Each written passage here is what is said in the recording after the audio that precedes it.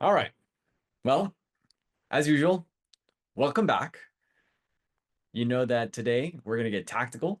And in just one session today, you're going to learn how to automate, I think, the most painful parts of sales, ideally without losing your human touch. That's what the goal is for today. I want to cover how to prep smarter for your sales calls, how to personalize the outreach without sounding robotic. Leaf, I know last week you asked about clay. Today we'll go a little more in depth on that. And the last thing I want to focus on today is how to send better follow-ups that can be done in minutes as opposed to hours. And this is going to be really helpful for your sales teams or for yourself if you're doing sales, because you'll see a structure of how to prepare a good follow-up email, not just a, hey, it was great talking to you about XYZ. At the end of the day, I want you to walk away with a real workflow, not just theory, that really saves you time and makes your selling crisp. So that's what we want to cover today. Let's get into it. Um, Here's the kind of key takeaway, right? Like automation is important because administrivia of sales just drains a lot of time. Something like 30% of selling is not actually spent uh, kind of in the seat and doing the sales process. So what we want to really understand is how can generative AI help us with this and amplify the human things that we're already doing to build relationships and really get the sale across. So that's the key part of all this. Um, at the end of the day, a lot of modern sales that we see today has gotten pretty bloated. There are just too many tools, too much noise, and not enough real insight into how to do the work. So today I want to really focus on that and figure out how to get buyers to say yes, because you're showing up prepared. You are ready to understand their objections, you're ready to do proper discovery, and you're good at doing the follow-up. So with that, let's just make sure we reconnect on how we're using generative AI. Remember that we're thinking about it in three action stages. We're going to today touch on these three pieces: the pre-call prep, the personalization outreach, the post-meeting follow-up. And you could see that these are sort of like the before, the during, the after. And each of these are following the framework that we've been discussing so far, where you have some kind of inputs, there are some kind of prompts or processing steps, and then you have outputs that you're going to do something meaningful with. And we're going to walk through some real examples of each of these so that you have a clear understanding of what this is.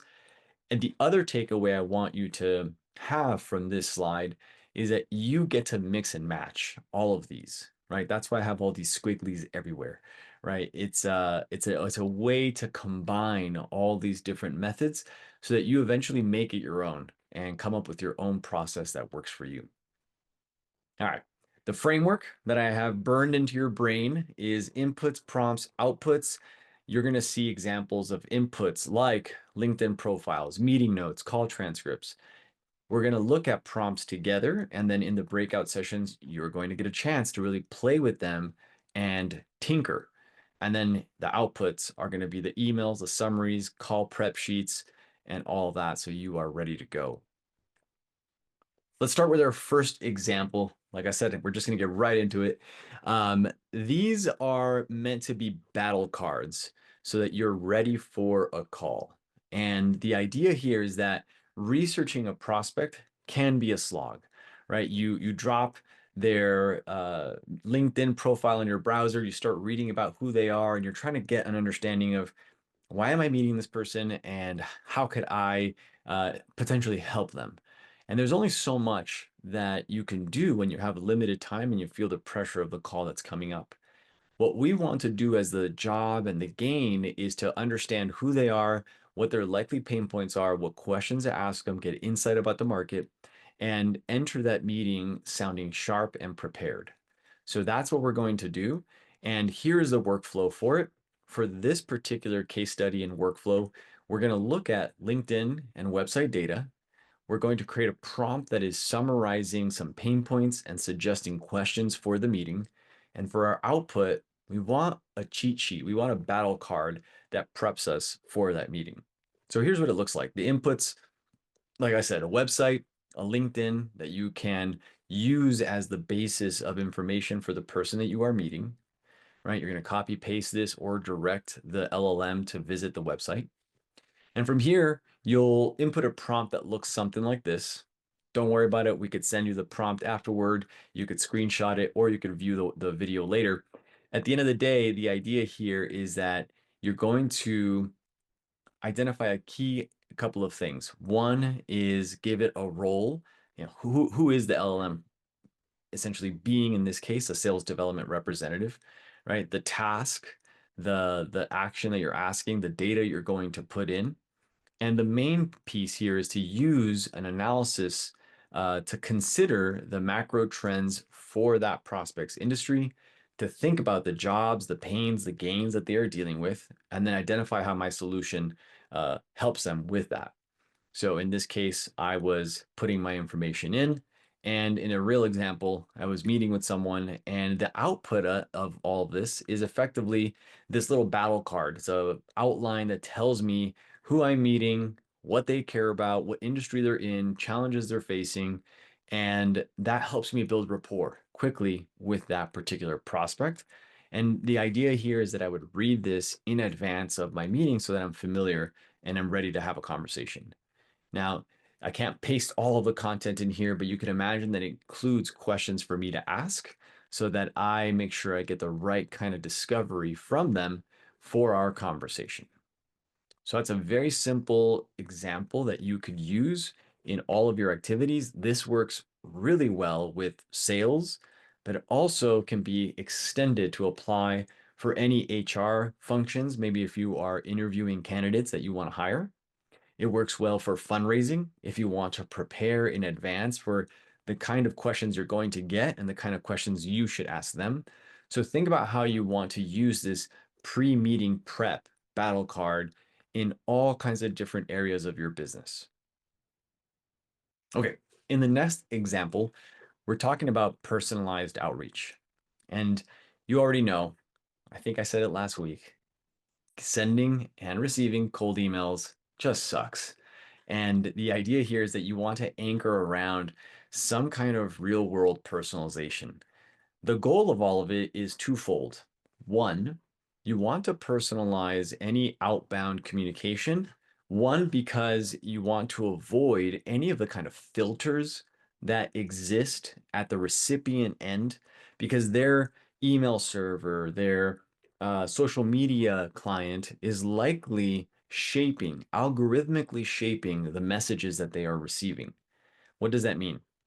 It means that if you send the same email, more or less, to 1,000 people, and the body of the email is basically the same with very minor, name and company token swaps, modern day AI filters can detect that your email address is sending within a very short time period basically the same message to thousands of different accounts. And as a result, that very quickly gets flagged as spam. And so if you've ever tried cold email and you're thinking to yourself, God, why doesn't it work? One of the kind of low hanging fruits is that's why it doesn't work. Because you need to include a lot of variance in those messages that go through so that you don't get tripped up on the first easy flag for these systems to detect.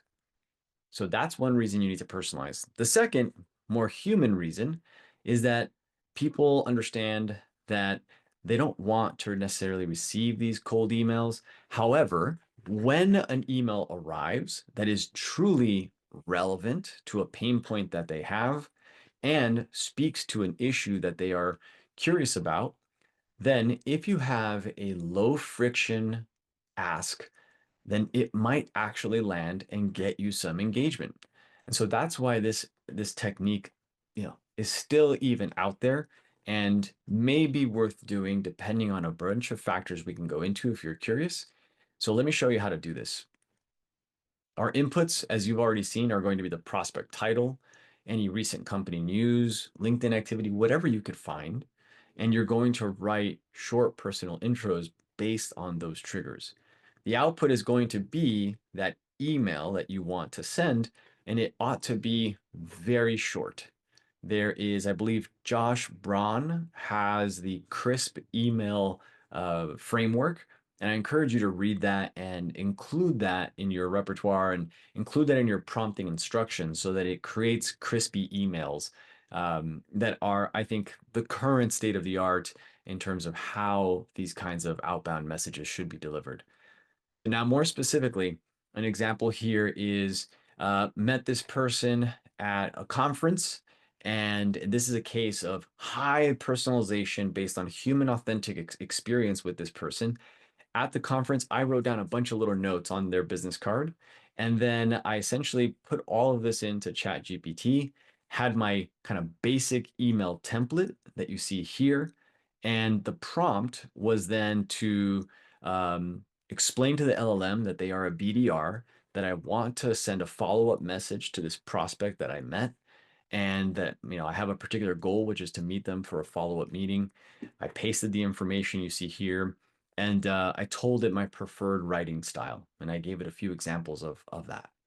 And the output then is a personalized message that incorporates part of our discussion in the message itself so that it's not only personalized, but creates a callback to that interaction that we had in person. This is very important. I don't think I'm telling you anything you don't know. I hope I'm just showing you how you can leverage that to do it faster and actually follow through. Because what I often see is that we all know what is the right thing to do, but the right thing to do takes a lot of time often. And so we want to make sure that we're using this technology to enable us to do the right thing. And that is, to follow up on who we meet at networking events and conferences and so forth in a high personalization way. But this isn't the only way to personalize information. This one, of course, is based on this in-person interaction. There are ways, as I mentioned last week, to do it with purely cold outbound email. And for that, I had shown all of you Clay. Clay, and I'll go into more detail today, is this system I showed where you have a table view of a variety of prospects that are of interest to you. And from here, I think one of the questions last week was, well, this is great, but how do I get this information? And I had mentioned that you should go to apollo.io. There's also Zoom Info is another one. These are sources of information for finding the prospects that you are interested in. Same with Zoom Info. These ultimately help you whittle down to a specific job title, industry, region, so you can get a list of people that are a good fit for what it is you're selling. Once you do that, you export that list and bring it into a system like Clay, and you create the personalization. Now, how do I do that? Well, what I start with is I create a value prop. My value prop is listed here. I'm just explaining in this column, what are the things that I care about? What are my value props? Then from there, I have this Clay agent, which is simply a tool that goes to the website of that particular prospect and identifies who are they and what do they likely sell, right? You can see the instructions here. Visit this website, determine what they sell, and cluster the output. That then returns values like these, right? Dozanu sells marketing services, accessibility solutions, and technology services. That is stated here. And now I create the template. The template is what I want to say to the specific person. It's the template email that you saw a few slides ago. And for here, I have a variety of templates. In this case, I am putting together a list of folks that I want to invite to a meetup that I run in Denver that's related to AI. And so that's one alternative that I have. You can see here that I have a variety of different messaging, and that's because I'm effectively A/B testing. If I actually open this column, you'll see that I have a bunch of different phrasings of a very similar request or call to action, right? I'm explaining what this is and why I want to invite them. And then now the real magic happens. In this step, I'm actually calling ChatGPT and I'm explaining that I'm going to give it the email template. I am hosting a particular meetup on a certain date. And here's the template that I use.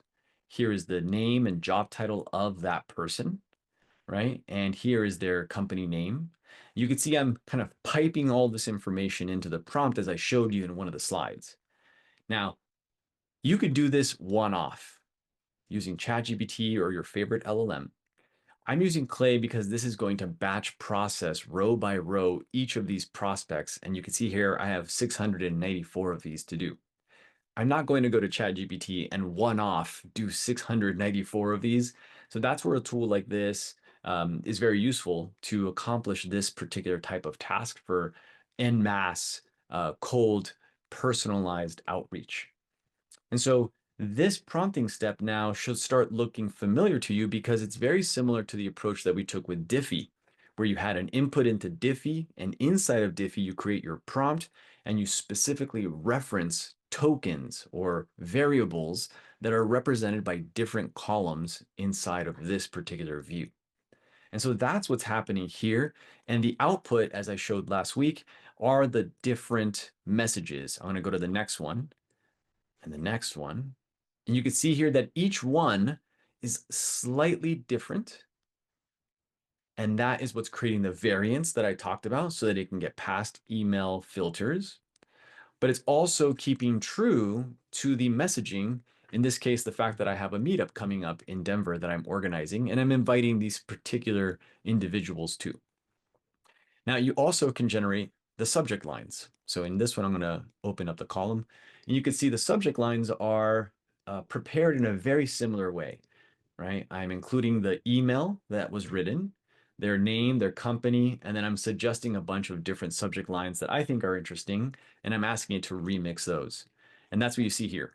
Bunch of subject lines that mention their name, their company, and the core meaning of that particular email. Again, this is very useful because many times when you personalize the body, if you keep the subject line the same, you're kind of back to that variance trap. So you make sure you also personalize the subject lines as much as you can. Now you can keep repeating this. In this case, you see here that I create a second email body, a second subject line, and you can essentially create your 1, 2, 3 N sequence cold email campaign by repeating this process. One thing I want to call out is that as you prepare your second, third, fourth emails in a sequence, what you're ultimately doing is referencing the first email, or essentially the previous email in the sequence, and then you're asking it to write a distinct follow-up. This is important because otherwise it can start repeating and sounding very similar if you don't tell it to specifically create new or different content from content you have sent before to that particular person. Right? And so that's just a little heads up and tip there. Now, where does this all land? Well, eventually you would push it back to your email sending platform of choice. There are many. You could choose MailChimp, you could use Apollo for the sending. There's Instantly, SmartLead. I'll stop there because there are many, many more. Pick one that suits your budget and your needs. Generally speaking, these tools are in the order of $79 to $120 a month for a particular amount of volume in email sending. And you can't go wrong with any of those that I mentioned. What you would then do is connect it to the system. In this case, I have connected SmartLead, and you can see here that it's integrated SmartLead into a specific campaign. And I have told it, here is the body, the subject, etc. Go ahead and map that to the campaigns that are generated in those emails. And you basically hit send on this little play button, and it'll start queuing all of those up and sending them out. So that's the entire pipeline there for generating those personalized cold outreach emails and how to actually get them delivered. I'm sure there's going to be questions on that soon. Let's get to those in the Q&A. I just want to wrap up our third example so we can focus on our Q&A. Okay, so in the post-meeting follow-up, let's say you send out your cold emails and you get some great responses, right? You get some great meetings, you have a good session. Now you need to follow up with a person and understand whether or not they want to take the next steps, right? And ultimately, if you're a salesperson or deal with sales, this often takes a lot of time because once you have a fish on the hook, it takes a lot of care and patience to make sure you don't lose that deal with blundered communication, right? And that's what's important. This is where you want to make sure you leverage generative AI to help you. The framework again, your inputs are going to be your meeting notes, your transcript. We're going to create a prompt that drafts a follow-up email. But this isn't your generic follow-up email. I'm going to show you a framework that I really like using the concepts described by an author called Nate Nasrallah, and I'll unpack that in a second. And the output is going to be that follow-up email for you to review, edit, and send. So let's get into that. The inputs, as I've already mentioned, are your transcript from the call. By now, you should be using Fireflies, Granola, Zoom transcripts, whatever you have to actually record the details of your conversation. The prompt then is going to guide the AI first by defining its role and effectively saying, I'm going to give you meeting notes, I'm going to give you transcripts, context about my company below. You paste all that information in, right? Your ICP, your problem statement, all those relevant things. And then the transcript of your notes go in here. And from that, you add these specific instructions. Again, you can screenshot this, review this later. Um, I'm asking it to create a follow-up email in the style of a problem statement with cost and consequences. This comes from Nate Nasrallah's book called Selling With. Excellent book, highly recommended. Go pick up a copy on Amazon. And it's probably the best B2B sales book I have read in the past 5 years. Very no BS, no fluff, real tactical selling guide. The key part here is that Nate recommends this particular framework for sending follow-up emails that really creates this high action email, right? It is capturing things like, hey, you've tried some failed solution, but you still can't get some outcome that you want. And it's because of this particular problem. Here's the root cause. Now, if you're wondering, where do all of these come from, these parentheticals, they come from your conversation with that person. This is why you have to do good discovery on that first call. Effectively, if you know that you're going to send out an email like this, then you know that in your discovery session with your prospect, you need to ask questions that help you unearth these specific parentheticals. That is then going to appear in the transcript. And so when we provide this information to the prompt, hey, look for a failed solution, desired outcome, problem, root cause in this transcript, it will then know to, essentially pull those and incorporate them into your follow-up email. And so we then add this final piece, right? The formula for every frequency, at least this many people or users have this pain that's costing us something. And all of this turns into a really nice email framework. And this is an example of an output.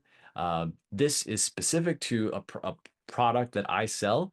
And you can see here that based on a conversation, right, despite leveraging emails, calls, and LinkedIn, teammates are still struggling to meet the 14 meetings per month target.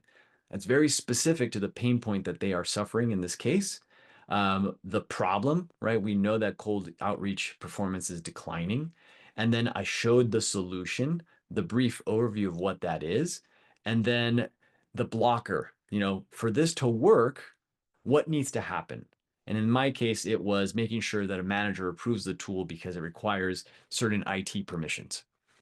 Great framework, very actionable email. This is something that your champion inside of the organization, whoever took that meeting, can then forward internally.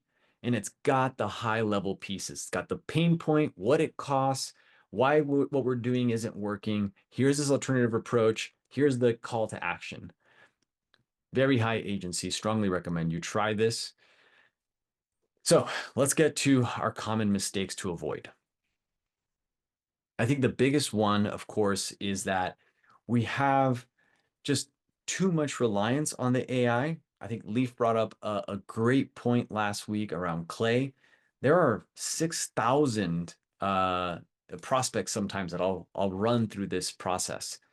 It's not possible, or essentially it is possible, but you lose the value of this kind of personalization at scale if you go in and manually read every single email. I have done that before. it takes hours. I mean, it takes almost a full day to do that. In another iteration, I also hired Upworkers, virtual assistants, to come in and review all this information. You know what happened? They used ChatGPT to review the information and I gained nothing. So it's very hard to create a pipeline of high trust assistants to do this unless you're hiring them in-house. And then we come back to where we were, right?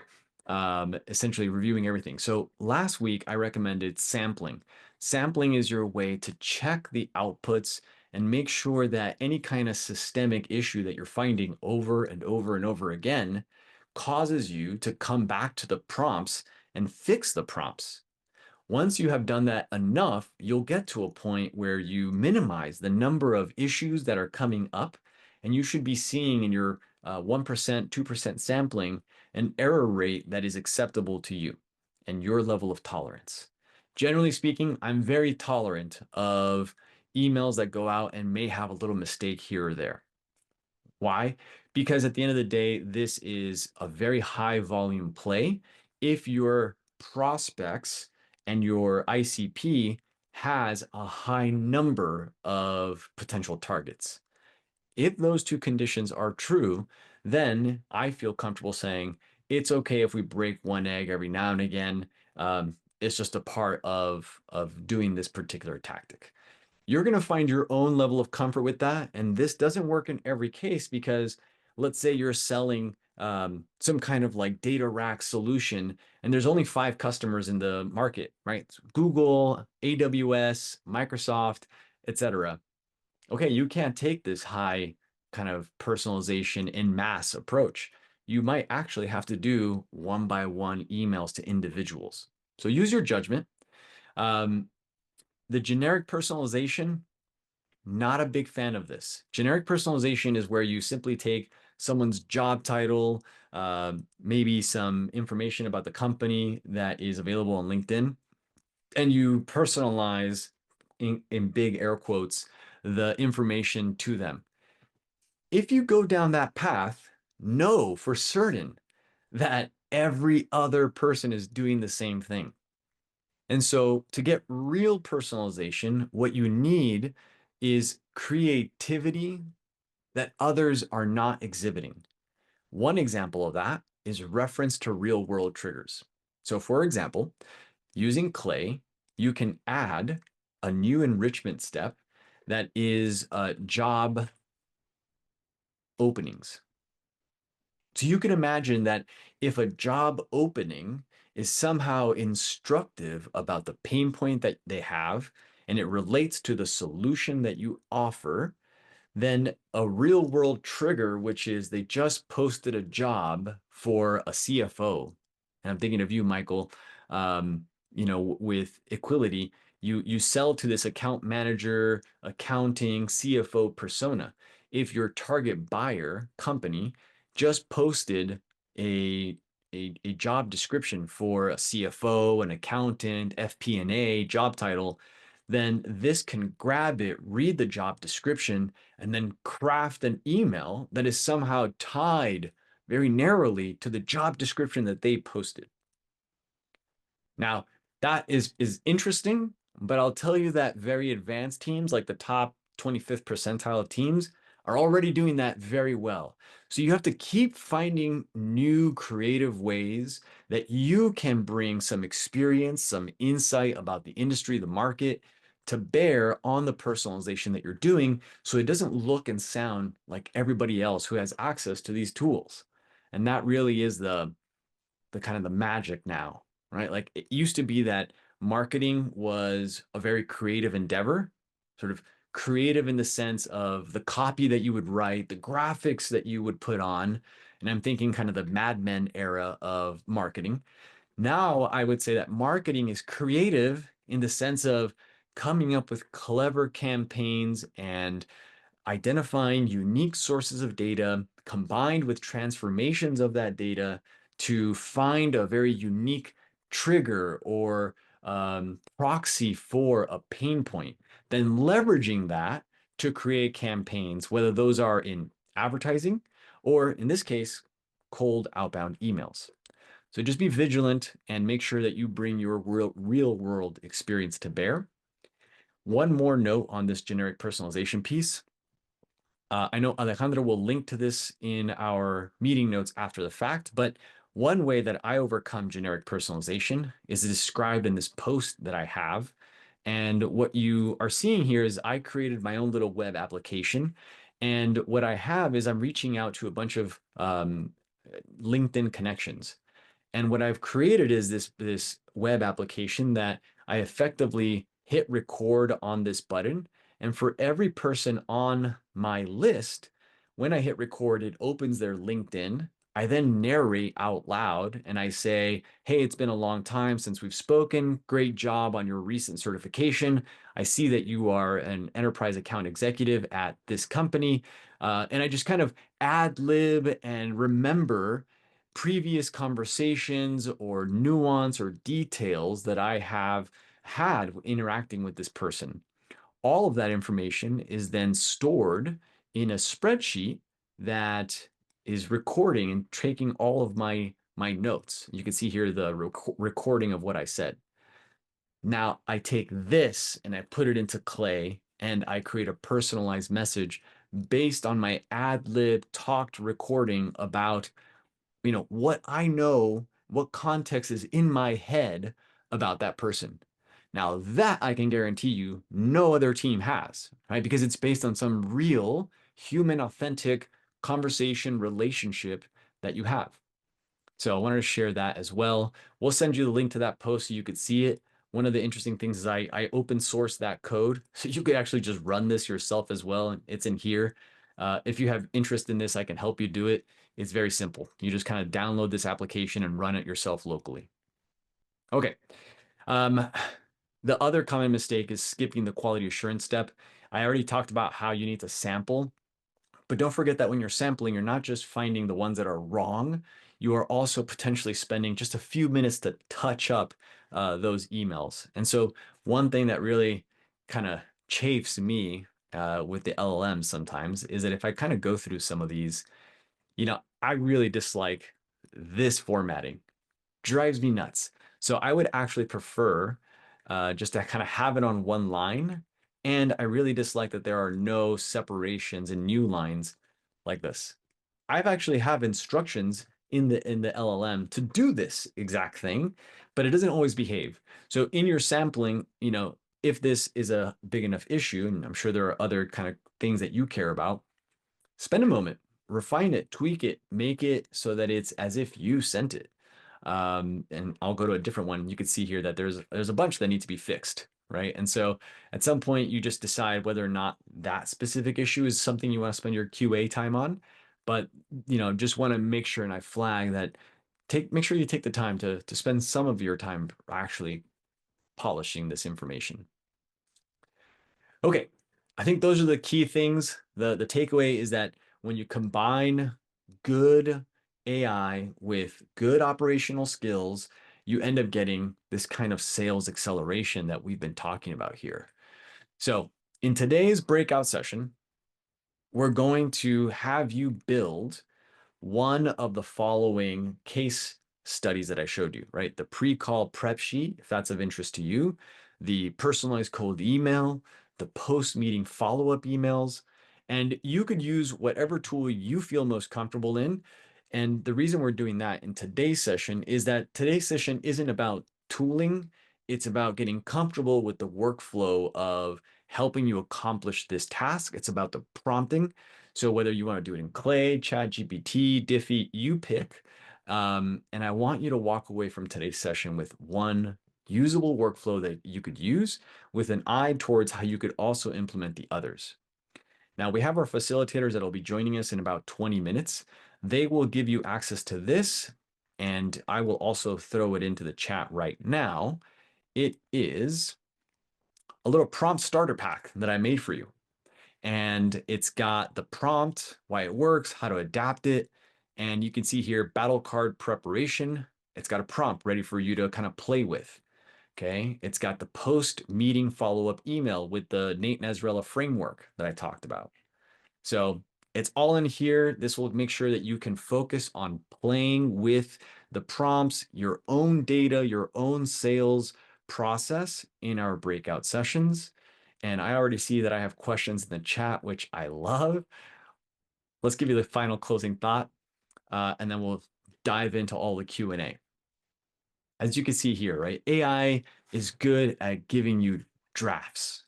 And that's fantastic because that means you can go faster.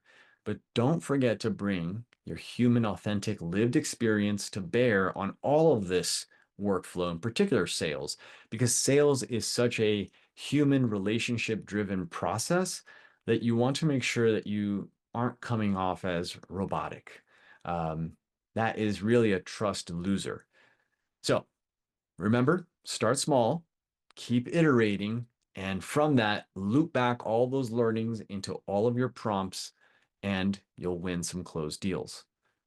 Okay, let's move to Q&A. I know that was a lot of information, drinking from the fire hose as I keep hearing, but hopefully you like it. Feel free to raise your hand or just jump in on the mic. I'll start with the question that is in the chat.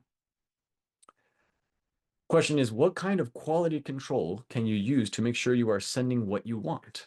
Or do you need any sort of quality control step? Okay, Ben, I think we touched on this already. We kind of answered that. If you want a more specific, a more structured approach, one thing you can do is in your pipeline, whether it's in Diffie or in Clay, is you can add an additional step that is to look at the output of the LLM and say, here is the output of the LLM. Here are the instructions I gave the LLM. Evaluate whether the LLM followed those instructions faithfully, right? That's one check you can do, and then have that second, essentially, agent or LLM grade the output of the first one and give it a thumbs up, thumbs down. Then you would just sort the list based on all the thumbs down, and I would ask it to redo it. That's a very simple and kind of brute force way. I'm okay with that approach after you've ironed out all the kinks. You don't want to use that as your first kind of line of defense, because if the prompt is just not good, or the LLM isn't understanding what you're asking it to do, you should start there. You should fix that first. But for the minor nits, you could use multiple LLM steps afterwards to evaluate the outputs and make sure it's on brand, make sure it follows your style. All kinds of things like that are possible. Okay, let's go to the next question. Let me open up my window here. Don, I see your hands up. Go for it. Thanks. I think I missed how Clay is receiving all of the links where it's scraping that information. Like, how is Clay receiving 600 or 6,000 LinkedIn profiles and websites in order to generate that personalized information? Yep. That comes from the Apollo or ZoomInfo data platform. So let me take a moment to just load that and so you could see it. I think that might be helpful for people. In the moment, let me see, in the meantime, let's make sure that we have, give me one sec while I log in.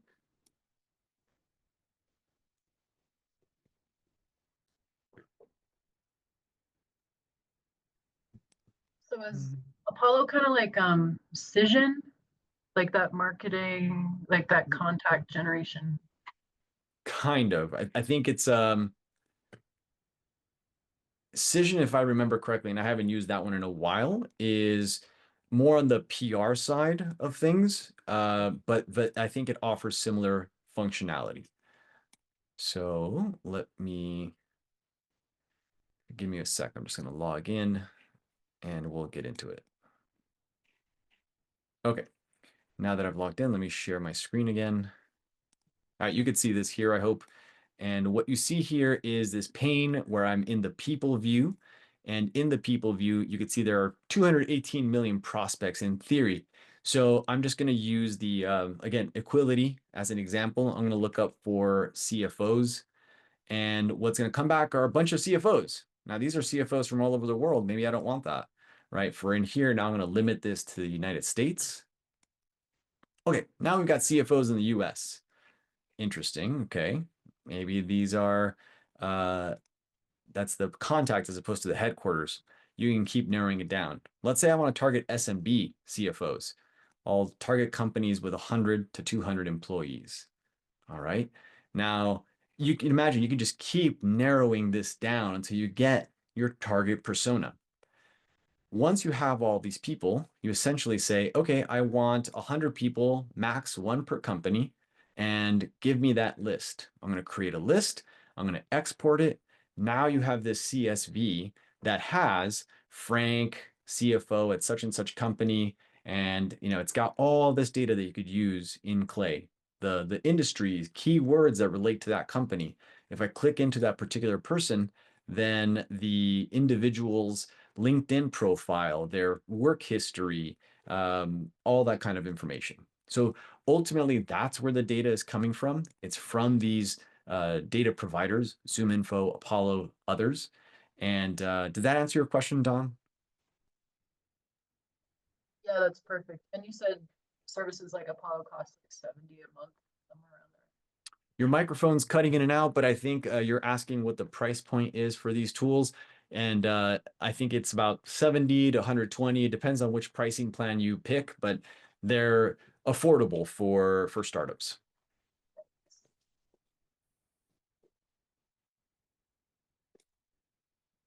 Other questions? Just don't be shy. Raise your hand, jump on in.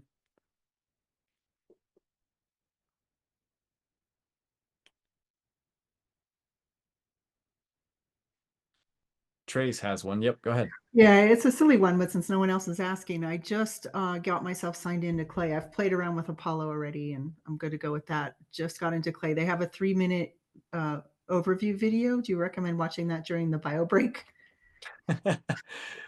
If you want, like I said, it's not a requirement for today's breakout session. You could use any tool. The goal today was really just to get you handy with those prompts and those workflows and show you the art of what's possible.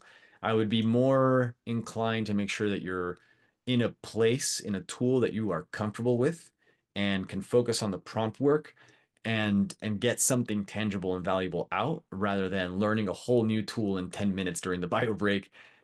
Play with Clay on a weekend or something like that. It takes 15, 20 minutes to learn it. It's basically the combination of a spreadsheet and Diffie kind of rolled into one. Very similar concepts, and you'll be able to get it real quick. Okay, thanks. Yeah. Michael's got a question. Go for it, Michael.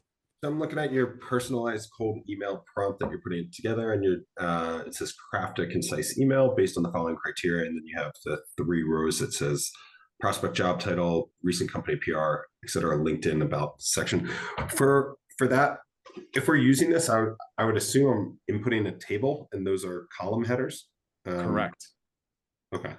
Exactly. So I do this, and then just reference the attached file with these column headers or something is what you'd add to it that's not there. Yes, correct. If you're going to do this in ChatGPT, like you just described, that is how I would do it. You would put the prompt, and then these would be the column headers that you attach as a CSV. Then it'll kind of fill these in. The challenge with doing something like this in ChatGPT, a sort of chat-based, turn-based interaction, is that I don't think ChatGPT is going to give you, 100 email outputs based on a CSV that you provided. So then this prompt that you have, this setup, is this for Clay? Is that what that's meant for? Or what system was this meant to, like if it was copy pasted? Yep. It'll work in both. What I'm emphasizing here is that don't expect this to work at scale inside of ChatGPT. So generally speaking, this is for everyone. At the current state of the art, the guidance right now is to create output content that generally is chunked between 500 to 1500 words. If you are expecting an LLM to produce more than 1,000, 1,500 words in one go, it will most likely not give you high quality output. Why? Lots of complicated reasons, but it has to do with the underlying statistics of how these systems work.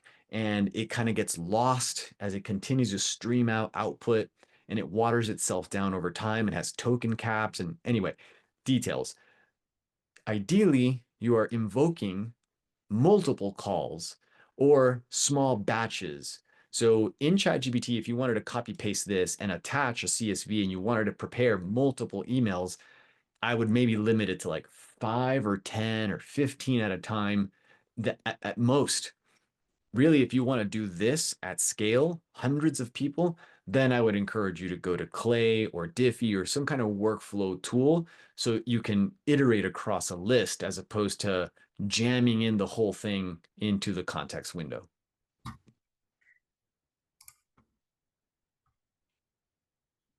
Does that make sense, Michael? Yep. Thank you. And what tools do we need for this work session? You could use Diffie, you could use just ChatGPT, and either of those will work well. And I think maybe I'll give you an example that might bring up more questions so we can look at it together. Let me do that. Give me one sec, and I'll show you how I would do this if it were a one-off process in ChatGPT. And then you've already seen the kind of more detailed version in Clay. I will note that in Clay, it takes a little time to set it up. It does take time, but it's an upfront investment that you perform in order to get kind of scale. And once you do that, you can just repeat for every batch of 1,000, 2,000 prospects that you're going to use. So that's the value there. Let me do that. So I've opened up ChatGPT. I have told it here that, I've pasted in that prompt from the starter pack that we have here. And from here, I want to give it the job title, any recent news, PR, LinkedIn about section, etc. Right? And so here is what I'll do. I'll go like this, and here's information about the first prospect, right? And what I'm going to do now is grab information about that individual. Now you're going to notice that the following steps are not scalable, right? And that's the whole point of the value of something like Clay, Diffie, etc. if you've got this dialed in. But for the question of what can we use today, ChatGPT is fine. It'll do the job. So I'm going to say, let's do prospect name, prospect company. Keep picking on you, Michael. I love it. Thank you. All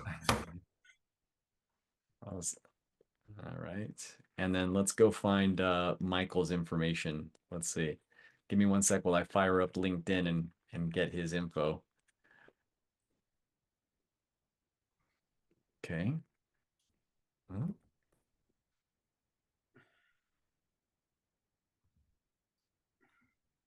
right. I'm just going to go like this. Get all these goodies. Okay. You'll notice that I'm not doing a lot of cleaning on this, right? Like I'm just going to paste this in, and it's got a bunch of other stuff in there. I'm okay with that. ChatGPT will do a good job at kind of cleaning it out and getting the right stuff. When I am giving it blocks of text, I like to set it off with 3 tildes, and that is generally recognized as a demarcation for ChatGPT that the text within those triple tildes belongs together and should be looked at together. And that's just to prevent it from getting confused that, anything in the text below is an instruction, right? I'm clearly identifying that this is not an instruction. This is a data blob that I have about them. So for recent company news, let's see, I'm going to go here and look up Equality. I don't know if you have any press releases. None that I see. No press releases. Let's take some of your LinkedIn posts then. I'll grab this I one. probably have some from a while ago, but okay. I'll grab that one, and we'll put that in there. Let's do that. Let's see what we get. And then so you've seen the process now, right? I gave the prompt, and then below the prompt, I said, here's the information about this person, and we're going to kind of let it go and do its thing.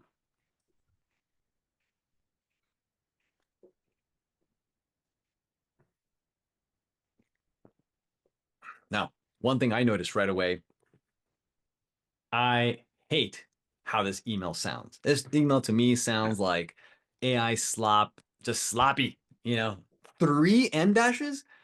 I mean, like, I like a good M dash. When I was a legal writer at the law firm, a well-placed M dash, just music, sings. I don't know why ChatGPT loves M dashes and semicolons. Anyway, I would add in the initial instructions, and we can actually just do it now, additional styling instructions. For example, I have some of my favorite styling instructions in here. Down at the bottom, you will see that I have this section called "You must follow these rules." Yeah, a lot of rules because it requires a lot of guidance. I'm going to put those in, and we'll review those rules together. So I say avoid traditional email greetings. I hate these in cold emails. They're just a waste. No one cares about this. Avoid marketing buzzwords and these kind of overly polished language, game changer, all that stuff. We talked about that last week, how the systems tend to love these. And I like this instruction. Straightforward, plain spoken are stylistic guides that I like to offer. And then earlier you saw my personal pet peeve around kind of blocking everything together into one paragraph. So I encourage it to use new lines wherever possible. I've already told it above to use 120 words or less. And anyway, you can see kind of those. I'll resend this in to see if it fits. Okay, much better. 1 M dash, and it wasn't a Unicode M dash. It's an actual dash dash, which I think looks a little more human. What's missing from this? I would say that it doesn't have anything about me or my company, right? There's no context here about what I'm selling or why I want to talk to you. So this call to action, I think, is very weak because, are you open to talk about what? Like, who are you? So the prompt would require some additional massaging to make sure that it includes information about who I am and what I'm offering. So those are the opportunities that you have to enhance those prompts. And it's one of the reasons why I said before, this is ultimately a very creative endeavor. The creativity isn't in the writing anymore. It's in the system's thinking to understand how you need to talk to the agent to make sure that it does what you want to do and that it's high quality outputs. Did that answer your question, Leaf? Awesome. Any others before we take a very short bio break? I got a As quick usual. question. Go for it. What is the benefit or difference between like copy and pasting from somebody's LinkedIn profile as opposed to just giving the AI the link to their profile? I don't believe most AIs can actually visit LinkedIn because it's a closed kind of walled garden. And so as Okay. an example, we'll just double check that assumption that I have. Visit who they are. I'm pretty sure it's going to come back and say, I can't see that link. Yeah. Got it. But it knows information about Michael from its training data. So, or actually it's probably just pulling from whatever, earlier chat conversations I already had. So if you are going to give it a link, it has to be one that it can crawl. And ultimately that ability to crawl sites is something that over time may get more restrictive because as more and more publishers add effectively like robots.txt type restrictions to their sites, they don't want ChatGPT crawling their data, right? That's like, then why do they exist? And why would we go to them if we can just get the data without ads and all those kinds of things directly from the LLM? So even though it's possible now, you may see more and more that many sites just won't allow that kind of scraping and visiting the link directly. Don, I see your hand up. Go for it. So this is related to what Lauren just said. I'm wondering how AI can scrape socials to get usable info for all of these GTM workflows, but it sounds like you said that these AIs, these LLMs can't, just go to Facebook and see what this person is up to. Correct. So there's a distinction between the AI, the LLM system, going to a website, crawling it, and doing something with it. It can't do that because they're closed walls. You need a login authentication. And that's separate from pulling social data about a person, a prospect, from a third party like Zoom Info, like Apollo, who have licensing agreements with those different data providers and have purchased access. They have paid someone for the right to gather and resell that data.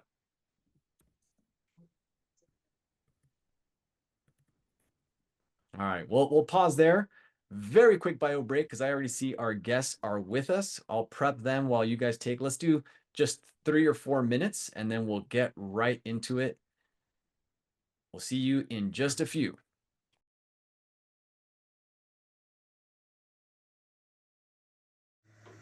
All right, we're back. I'm back. Chase, good to see you. I'm excited to see you again later today at AI Pioneers Club. Yeah, what's up, brother? How you doing, man? I know we got a daily double today, so That's right, and Taya. yeah, hey Teo. Cool. Seeing some more chats in here. They want the rules in the chat. Sure, I'll put those in. Let me get those.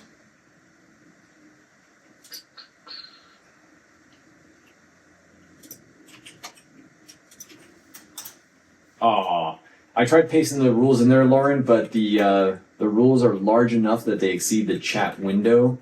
So I'm gonna split those in 2 and just know that you need to copy them all if you're still around.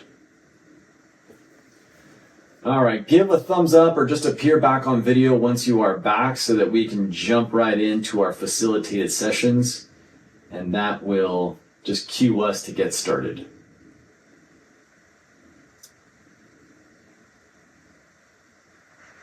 Okay, good. I'm starting to see some more faces up. Thank you. All right. Maybe one more.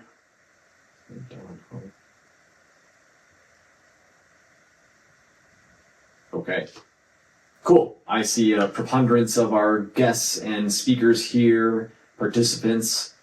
Let's get back into it. All right, so in phase 2, we're doing our breakouts.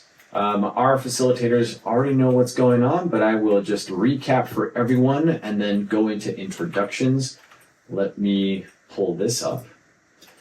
As a reminder, what we're doing today in our breakouts is you, the participant, are going to build at least one workflow, and it's up to you to choose. The pre-call prep sheets, personalized cold email, a post-meeting follow-up email from the examples that we walked through today. And you can use any tool that you want, that you're comfortable with. ChatGPT, Clay, Diffie. The focus today is on the prompts and the experimentation to tweak the language, the style, how you're going to put data in and build some muscle around that. We have wonderful facilitators today, some of them coming back because they enjoyed you so much. So I'm going to go into the introductions, and let me start with, I see Chase, then Taya, then Dustin. Please give yourself a short introduction so we don't have to repeat that in the breakouts, and then we'll get right into it. Chase. Sorry. All good. My background is in chemistry and math, a little bit in commercial real estate. Nowadays, I build AI automations for small to medium-sized businesses. So I build custom automations that fit their existing tech stack. And then I also build inbound voice bots for property management companies. So, and thanks for having me. Awesome. Welcome back, Chase. Thanks for coming. Let me go to Taya. Hi, I'm Taya. I'm the founder of Futureproof. We help organizations figure out where they are on their AI adoption journey and where to go from there, mostly at the intersection of AI and operations, and getting teams really excited about where they can implement AI in a meaningful way. Right on. And Dustin. Thanks, Rod. Hey, everyone. Name's Dustin. I am up here in Denver. I went to the University of Colorado. My background's in electrical and computer engineering. Started a company out of school in the B2B SaaS space, solving a problem for the construction industry. And then since then, I've worked for a couple different startups, both AI companies, one doing an AI native marketplace for small and mid-sized businesses, and the other using AI to analyze massive amounts of industrial safety reporting. So think like OSHA reports, analyzing those. So yeah, pretty, I would say, as new as anyone is to all this AI stuff because it changes so quick, but I'm excited to dig into it with you guys today. Very cool. All right. Well, with that being the case, Alejandro, are we ready? Thumbs up. Okay, everyone, you know the drill. Get in there. Very quick intro to your facilitator if you haven't already met them. And let's get into the problem solving, prompt making, and learning. Don't forget, as we near the end at around 10:45 a.m., nominate a person in your group to share back with the overall group what you learned, what you tried, and then we'll close out. I'll be floating around the breakout rooms in case you need me. Thank you all so much. See you soon.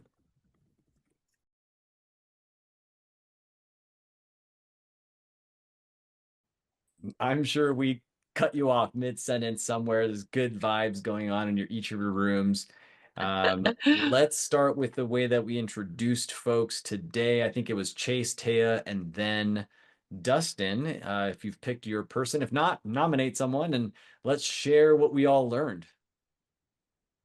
Go first, Chase. Hi guys, we did not actually nominate anyone yet. So is there anyone that would like to share what they learned and how they did? We did the personalized email outreach. That was what we worked on. I can do it if Tracy, you or Jason don't want to do it. Do you care? Go ahead. Yeah. Okay. So we used Diffie and we set up the different prompts. So we had the inputs, we worked it through the chat, and then had our outputs for personalized messaging. It was pretty fabulous. I had to log out early last week, so I was doing a little bit of catch up. So Trace, if you want to like tag team this with me and, add a couple things, you've been up and running using it. But for me, first time using, it was really incredible. And we were just hammering out one of the big takeaways here was breaking or adding the temperature. So it changes, it's a little more creative with the messaging that you get, the output message, if you will. So yeah, really good stuff. Please add to I'll that. just tag team that. One of our mistakes we made, I think, in the beginning was the character limit was too low. Yes. And so we bumped that way up high and then stopped getting error messages. Yes. Very cool. Thank you for sharing that. Let's go to Taya. Okay, we were organized today. We have our representative and everything. Go ahead, take it away, Lee. That's me. So we worked on a couple different areas. I tried the prompts in ChatGPT, first starting with as they were written, and I got back a pretty poor generic AI sounding keywordy, blah. And then I decided, well, okay, so I asked ChatGPT to ignore any information that I had provided and to just do a web search on me and put together a profile. And that did a pretty amazing job, actually. I was surprised by that. And the email that it crafted from that was much better. But then we were talking about how they're between the profile and the email, identifying my pain points. So I asked it to identify my pain points, and it did a really good job of that. So I see how playing around with this is totally worthwhile. And I think Michael also had a similar experience where the first output was very mediocre, but with some tweaking got us there. I love that lesson. I want to double click on that. It's I hope it has come through in the many sessions we've done, but I keep saying and emphasizing you need to iterate. The first go of the prompt is not going to be the one. You really need to go on a turn-based iteration. You find the one eventually. That's the one you automate and expand out in mass. And I think that was a takeaway I heard in Taya's breakout room with you, Leaf, and Michael, etc., where you kind of figure it out and play in the chat window. Then you bring that into Diffie, Clay, etc., because it's very hard to nail the prompts when you're in a workflow view and you need the thing to run multiple steps, and it takes more time to iterate. You're not as nimble. So I really like that takeaway. Let me go to Dustin. Yeah. So our spokesperson is Holly. I'll let her take it away with Firescape. Yeah, so we focused not so much on scaling up, but rather diving into the content. So we used ChatGPT and played around with different variations on deriving content that could be valuable to a potential customer. And then one thing that was really useful was iterating on the tone of, telling ChatGPT what tone you wanted and, who the ICP was. And then also getting through and asking it to tell us what the prompt would be to get that same repeatable result. So I thought that was really helpful, and that's something that we could use as we kind of iterate on different emails with different customers, and then you can really tailor it to a particular geography as well, because we focus on utilities, which are quite varied. Excellent. One thing that I took away from your group that as I was floating is the idea that when we are iterating with the LLM of choice, and we're trying to find that specific verbiage that we want, and we know that the first try just produces this kind of AI sounding garbage. What I want you to try is to ask it for many variations on the opening hook, the call to action, the body, or the whole thing. Ask it for 5 variations, 10 variations, and I want you to read them. Sometimes it will find one variation that just kind of makes your hair stand on end. It kind of gives you a giddy feeling. It resonates. That's the one that you want, right? So then you ask it for additional prompt instructions or update my prompt instructions to capture that verbiage. Now you can extract that learning and feed it back into your future prompts so that you can capture that nuance and more reliably reproduce that kind of output. So that's the iteration cycle that I want you to think about. And what that means is that these LLMs are like very eager, but perhaps slightly naive interns. And you just need them to keep kind of pushing them like, is that the best you can do? Try again, give me lots of variations. And you are the wise and experienced manager who has knowledge about the industry, who has knowledge about the problem, and can pick the right things grounded in your experience. So use that pattern and use that to your advantage. Okay, we have 2 minutes left. I just want to take a moment to thank our facilitators, Dustin, Taya, Chase. Thank you so much for spending time with us today and guiding these sessions. We couldn't do this without you. And I want to thank our participants for bringing the energy and being vulnerable and sharing your screens. I know it's hard, but I hope you all are learning a lot and getting much out of this. As you've seen, we'll post the video, and feel free to go back and watch it and ask questions. We're always around. For Taya and Chase, I believe we already have your LinkedIn and email from prior sessions. Dustin, if people want to reach out to you with any questions, can you drop in the chat where they can find you? And you know that I am your entrepreneur in residence through NMSU Arrowhead Center. Book a session with me. It's 30 minutes of one-on-one time. We can dive into Diffie, ChatGPT, whatever you want. I'm here for you. So that's it for everyone. Thank you so much, and we'll see you next week. Have a great one. Thanks, everyone. Thanks, everyone. you. Thank you. Bye. Bye.